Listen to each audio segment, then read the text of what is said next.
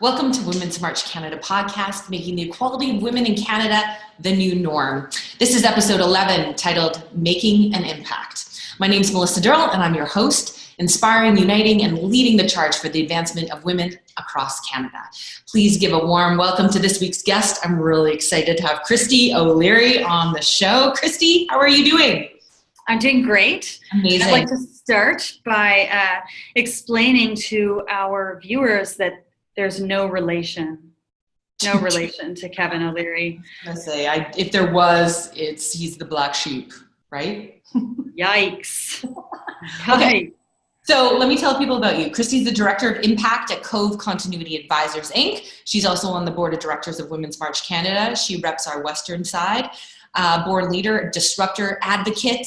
Kristy uses her passion for entrepreneurship to create positive social, environmental, and economic change. I like to call you a rock star on the Board of Directors for Women's March Canada, so it's so great to have you here. We're going to talk about Women's March Canada Board a little bit later, but first I really want to talk to you about what you do every day. And it really is around, we were talking earlier about the triple bottom line, but tell me, what does your day look like? How do you get corporations to think more, to be more focused on activism and environmentalism? Okay, thanks. That's a great question, Melissa. Maybe I should start a little earlier than maybe I should talk about how I got here rather than like how I do my job, because that kind of explains a lot. Go for it.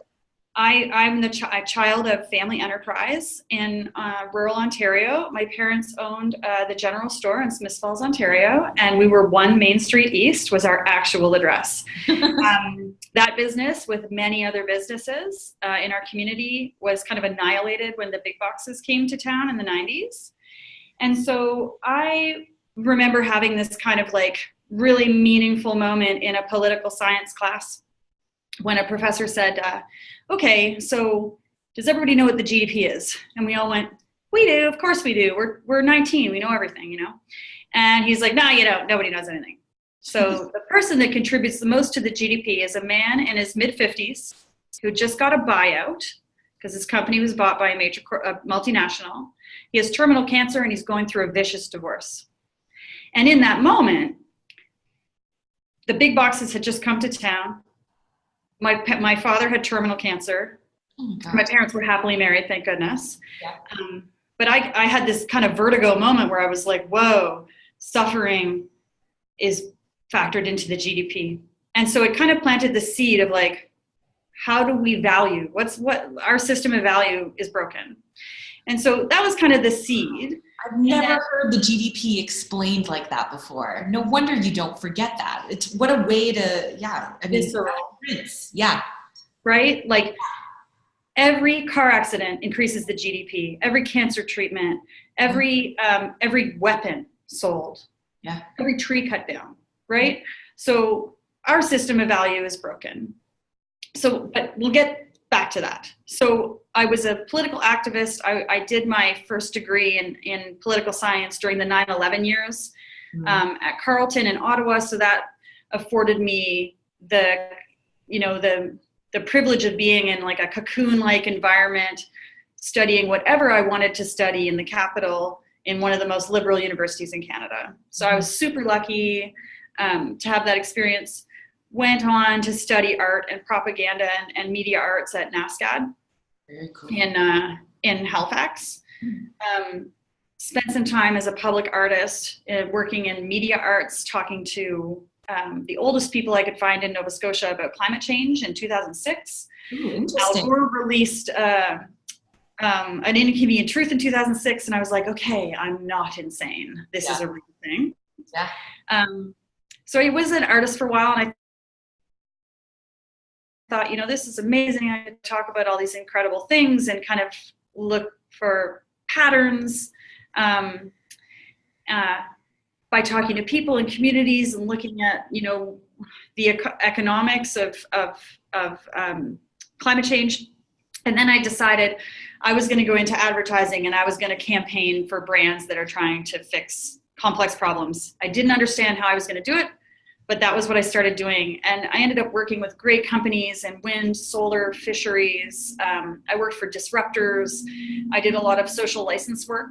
Like, how do we get this community to accept a disruptive company coming to town and trying to change an industry? Sometimes we won, sometimes we lost. But they were all really valuable experiences. And then I worked on a project in the wind business, and we raised quite a lot of money for community-owned wind farms in Nova Scotia. And that was the first time I connected the dots between, I think we had 401 investors,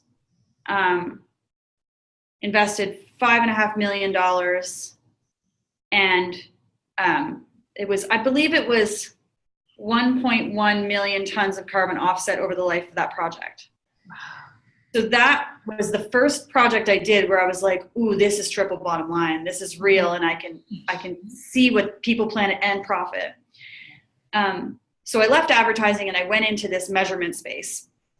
So I've spent since 2013, I've been kind of strictly doing impact measurement and impact design for companies.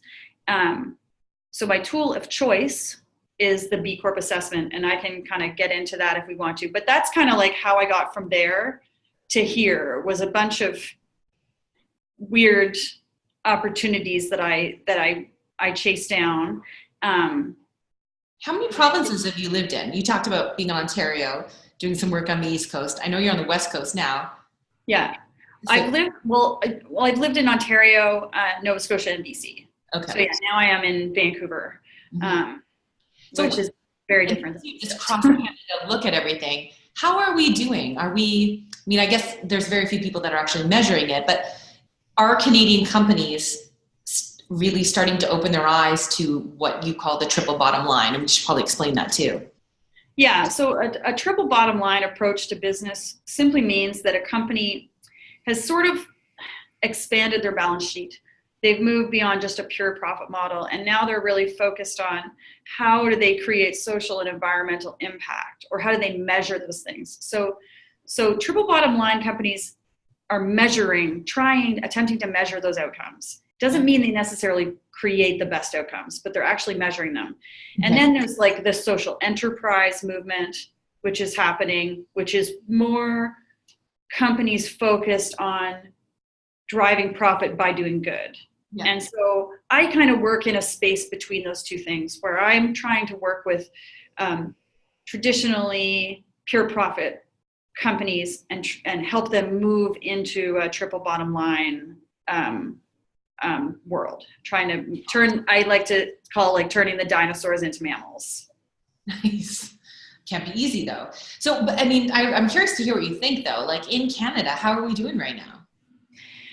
Well, I think, okay, so if the best measurement for, I think, how we're doing for social innovation in Canada is we do have a bunch of organizations popping up.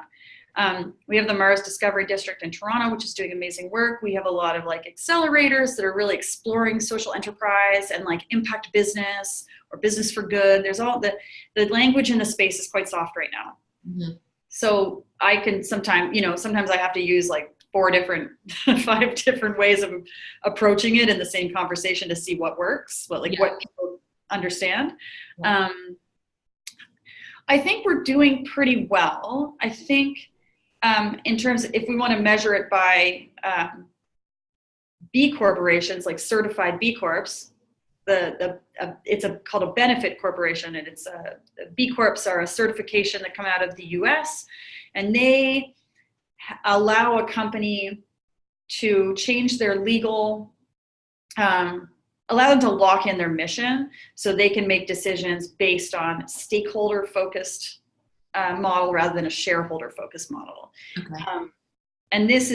But it's out of the States, and there's a whole kind of genesis of the B Corp movement, which is really interesting. So we have about 215 of them in Canada right now, one of the fastest growing countries in the world, as far as I know.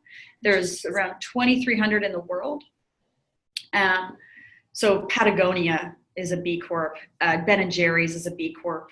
Unilever actually has just bought 5 B Corps, I believe, in the last year. So it is a growing movement, and that's a rigorous certification. It's not like you put slap a sticker on it. Like the core piece of my job and how I do my job is I use that impact assessment to help design programs for companies and kind of tell them where they're at and where do we want to go and how are we going to get there.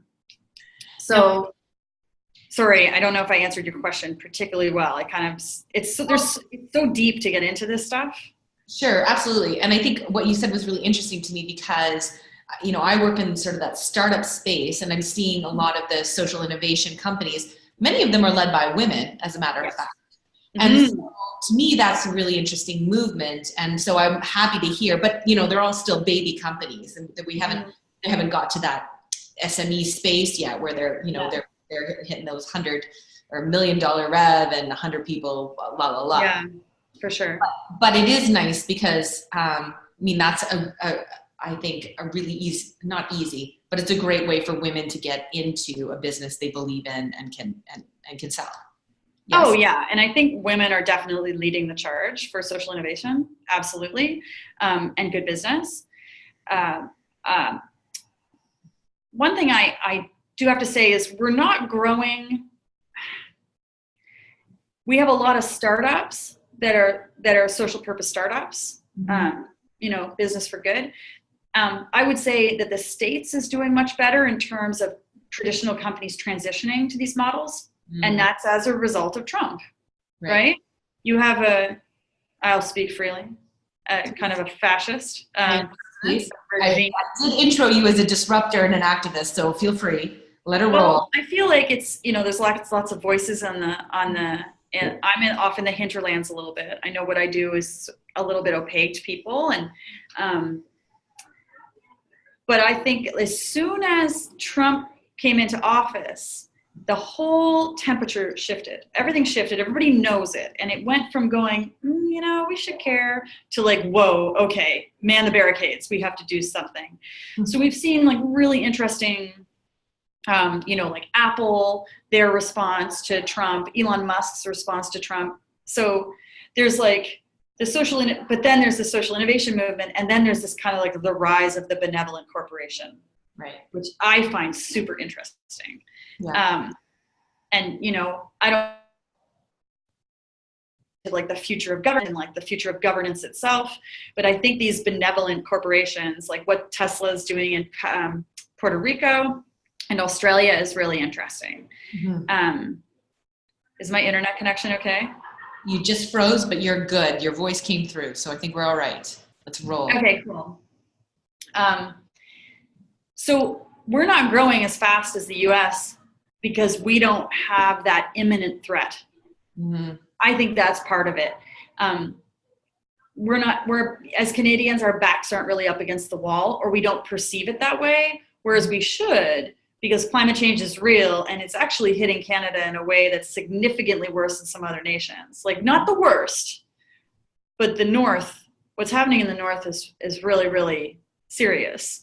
Yeah. And it's kind of like the canary in the coal mine. And so it is interesting. I feel like we kind of have this cognitive dissonance. But that said, there are a lot of really, really intelligent, savvy, passionate people working in this space right now. Very cool.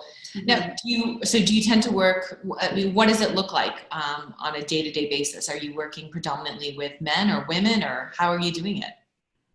I work predominantly with men, I guess, right now. But come on, the patriarchy is real. So we know that, you know, most CEOs are men. I work with highly evolved men, or men that are actually consciously trying to evolve. So I'm super lucky. I'm really lucky to be on the team I'm on, which is led by a husband-wife duo. But, you know, traditionally, Bernie Geis, my boss, was kind of the you know, rock star. And so I feel really like I'm lucky because I feel super supported in the space I'm in, where I work with some gray-haired guys that really want to change the world. And so they're kind of running interference for me so I can go up the middle. and that was why I actually chose to come into this particular company. because they're like, it's almost Christmas, so they're kind of like out in the hall, and they're like, everyone's having so much fun, and I don't know what they're doing. But and you're like, excuse me, I'm having a really interesting podcast around corporate activism. Keep it down. Right, keep it down. And I thought for sure that, I guess like I just joined this team, but I've been doing this for a long time, and it sometimes it looked like different things. Like I was doing transparency reporting in Central America earlier in the year for a chocolate supply chain company. Cool. And, I've done social license campaigns and impact audits and a lot of campaigning, a lot of communications development. Because I think one of the places where the social innovation kind of impact business space falls down is communication. They get like they're green blushing, on one hand we have like clean coal that's like greenwashing the shit out of everything. Right. And then we have like the good companies that are like, oh, we can't use our goodness to make money. And it's like, could you please use your goodness to make money? Because if you make a bunch of money, then those dinosaurs are going to get on board, because you're going to do anything that turns a buck. Yeah. Right. Yeah. So like any way we can make impact profitable, like we got to find those opportunities, and we got to be super loud.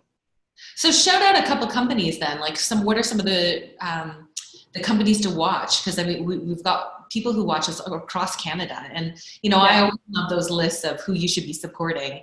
And I love to support my local companies, but when I do go big, who should I be supporting? Well, if you're into branded swag, Fairwear. Fairwear is like top of their game. They're a Vancouver-based company. They are masters of clean supply chain. Right on. So they're doing really interesting work. Luna Pads is another company doing really interesting work. They're also a Vancouver company. But I'll spread the love. Think Dirty. Yeah. They're not a B Corp yet. Maybe they will be. They're a Toronto-based startup. Yeah. I don't know if you're familiar with them. They have like a barcode scanning app that tells you how carcinogenic your shampoo is. No kidding.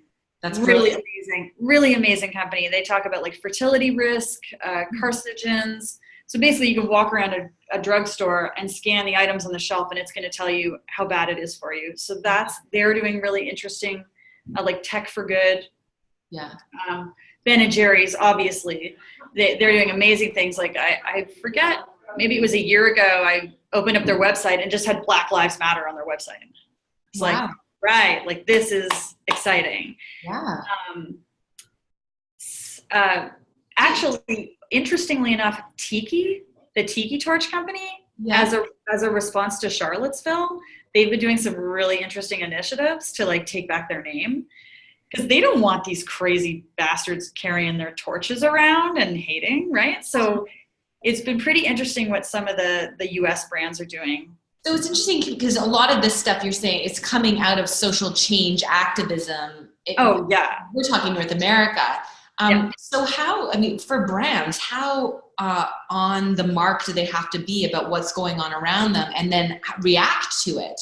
Okay, so that's big, because previously, like up until about, even 10 years ago, we were still in like an interruption marketing world where you watched TV and you saw a commercial and you didn't have a choice as to what that commercial was going to be. They were selling you. They were in your face. Yeah. But now with social media kind of democratizing our to a certain degree, democratizing what we see, we share. So now we're in this permission-based marketing space. So this is super important. Like Starbucks did a really interesting initiative where they opened a location. I can't remember the street address in Baltimore.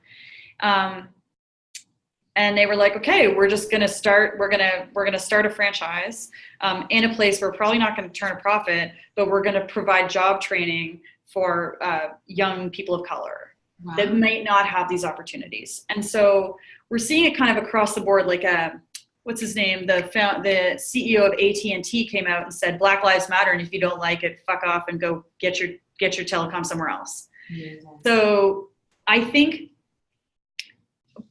previously, I think it's a pretty exciting time to be, especially to be in branding if you're good at it. Like, and if you have a backbone. Like, this is the thing, like, you got to stand for something now. Is that kind of and so that's a lot of the work I do is like, and it starts off gentle, like who are you going to give money to, who you going to support with your corporate philanthropy. And then it gets a little more interesting where it's like, you're going to sponsor a march? What are you going to do? Right? Like, you know, how do you want to write an op-ed?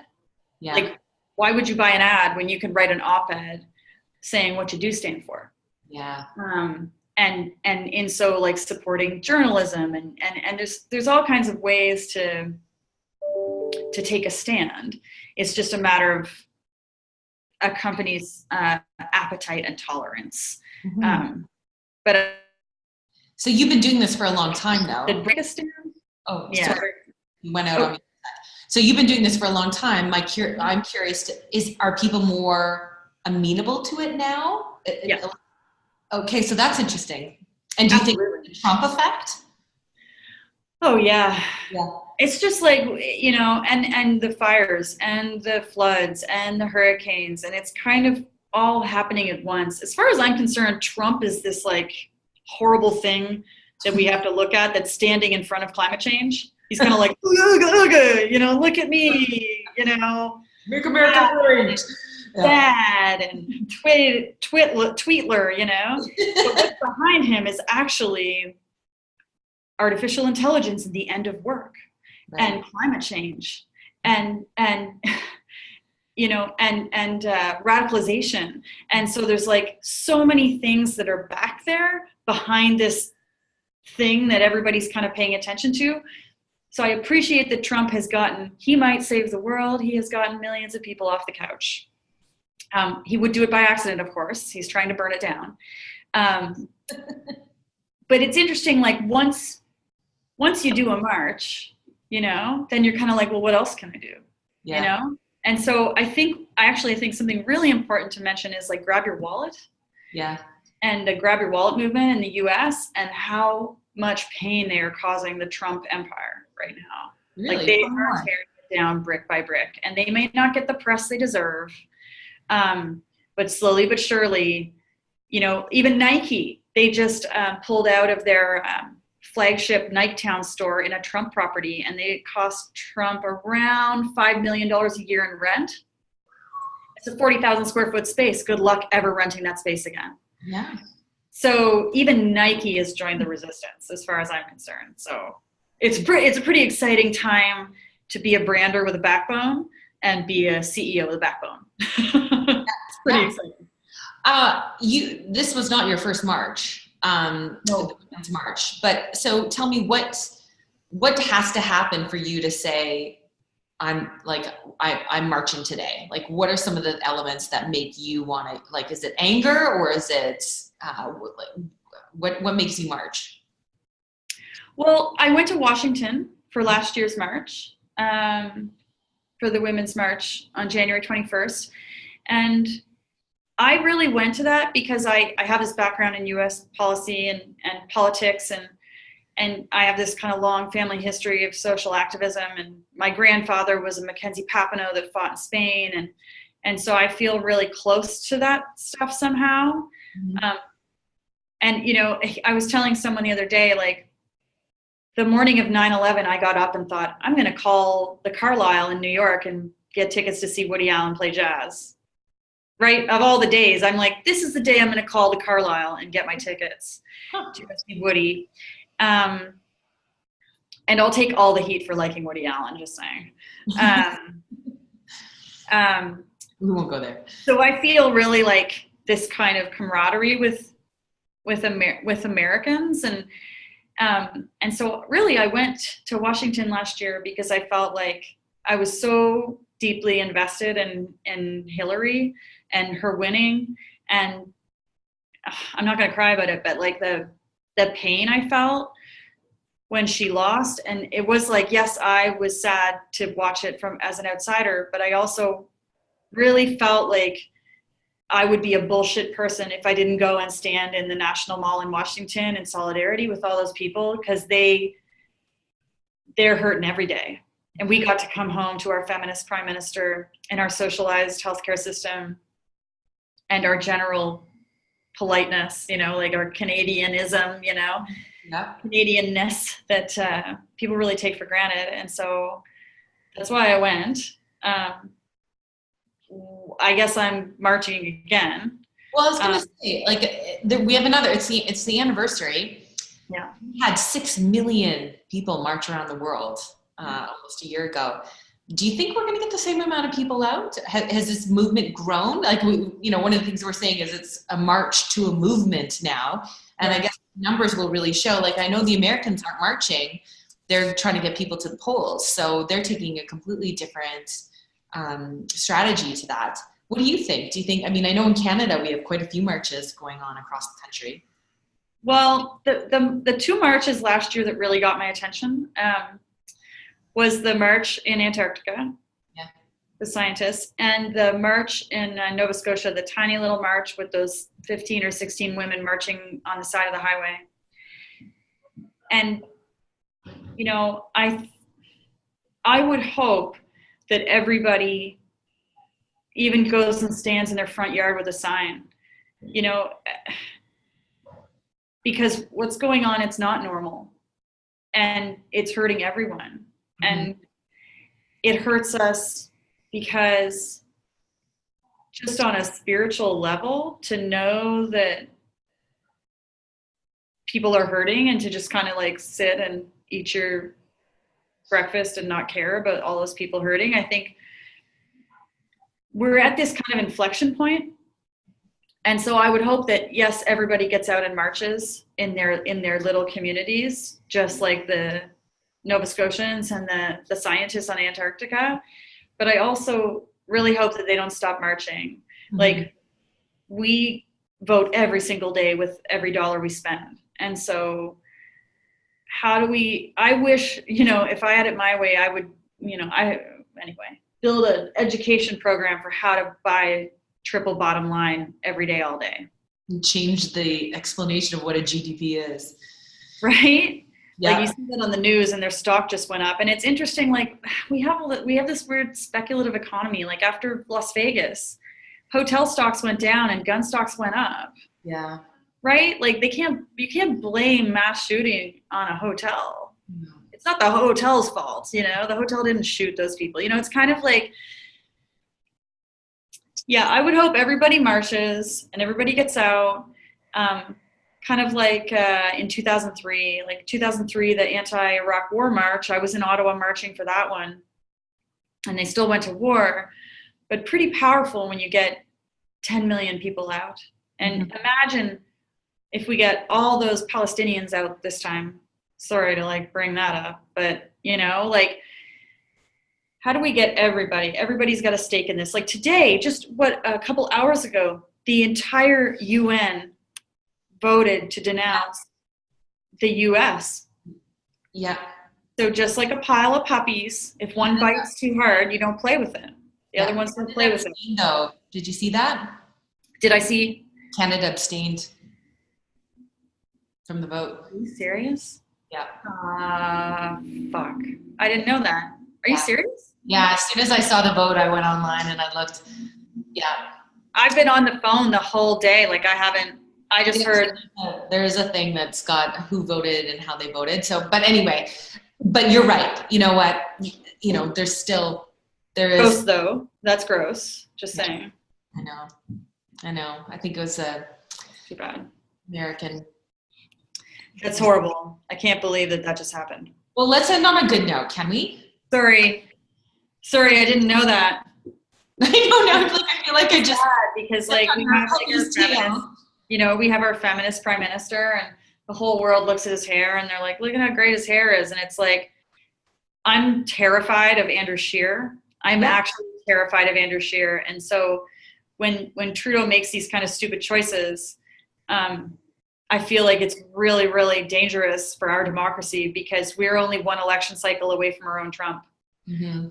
And people don't see that, and they think we're so safe. They think we're insulated, and we're really not. Like, there's been a lot of, there's been some serious hate crimes in Canada as of late, and it's not that far off. We're just so polite. We don't like to talk about it. And so that makes me very sad. Well, I mean, I think that's one of the really important things that Women's March Canada is doing. And I think that's, you know, why people like you and I are involved on the board, is because we need to elevate and amplify voices across this country. Yeah. And you know, I saw this great clip, and it was on, it was during the US election, and it was on the Daily Show. They had one of the correspondents at a Trump rally, and he was talking to a woman, and he said, "Do you think Hillary should be the president?" And she said, "Well, no, she'll get her period and blow the world up." This woman said this, yeah. And he was kind of like, "Well, I think biologically that's not going to happen. You know, I think she's past that." Right? And this, you know, and I feel bad for this woman, you know, like, obviously, like, the education system in the US is painfully lacking for most people, right? There's a lot of, you know, America's a tire fire. And so he said to her,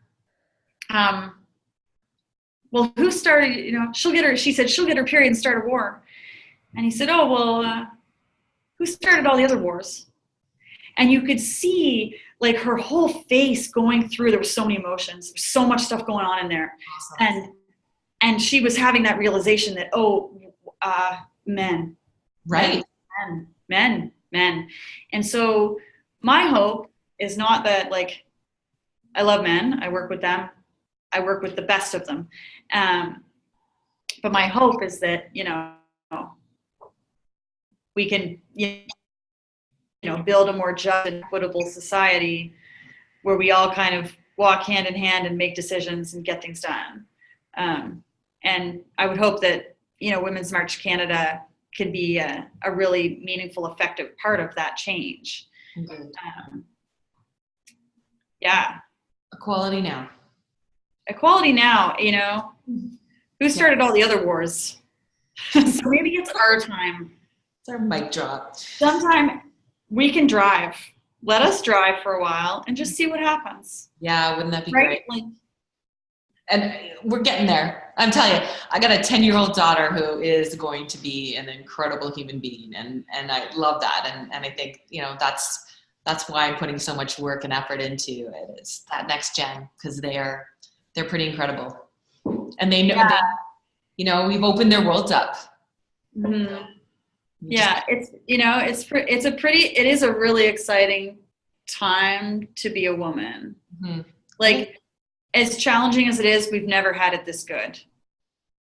Yeah. Right? Like, we've never, you know, it sucks, it still sucks, but we've never had it this good. Like, at least we're having this conversation now. Although it's a pretty harsh time to be a fella, especially if you're like the pussy grabbing type. Woo! The days are numbered. And with that, let's just hope that we can continue to make his life. And we're out. That's Kristy O'Leary. Moment of Zen. That's our moment of Zen. So Kristy, you're marching in Vancouver, is that right? I am. And that's Jan 20th, right? You're not the 21st? You guys are going on Jan 20th? I think so. Yeah, I think you guys are. I don't know. Why is there? I wish everyone was going on the same day. I know. Well, I think a lot of it's the Saturday versus the Sunday, because I know in Ontario a lot of our marches are on the Saturday too. But we'll go with it. I'll march, but I love what you said too. Your favorite marches were, you know, the smaller groups. So it doesn't matter. You don't need the 10,000 if there's 12 of you. Yeah. You know, still making an impact, and I think that's important. And those Nova Scotians, they got more press than anybody. Yeah. You know, like they had more longevity, that story. Yeah. You know, the inaugural crowd was much larger. It was much larger. It was huge compared to the Women's March. It was fake news that it was wrong. Those numbers are wrong, really. It's fake news. Kristy, you're amazing.